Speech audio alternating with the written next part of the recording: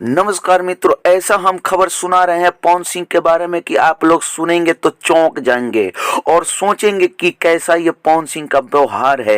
एक हीरोइन है जिसका फोटो हम लगा रहे हैं और इसको दिखा रहे हैं। ये देखिए कितना सुंदर हीरोइन है। इसका नाम है सुलेखा। सुलेखा भोजपुरी इंडस्ट्री में काम कर चुकी है और पवन सिंह की कितने फिल्मों में काम कर चुकी है। लेकिन आज उन्होंने खुलासा किया एक मुलाकात के दौरान कि पवन सिंह बहुत घिनौना हरकत करते थे, इसलिए उनके फिल्म में मैं काम करना बंद कर दी और उनके साथ काम करने की कोई भी रुचि नहीं है। हमारे जैसी कितने हीरोइनें हैं जो पवन सिंह के साथ काम नहीं करने के लिए इच्छुक हैं कि मैं काम नहीं करूंगी, भाग गई कितने हीरोइन सेट पर से, क्योंकि इतना घिनौना हरकत करते हैं पवन सिंह की बताने लायक नहीं है। पवन सिंह के बारे में खुलासा करते हुए बोली ये सुलेखा नाम की हीरोइन कि पवन सिंह का व्यवहार बहुत गलत है और कितने हीरोइन काम करना इनके साथ छोड़ दी।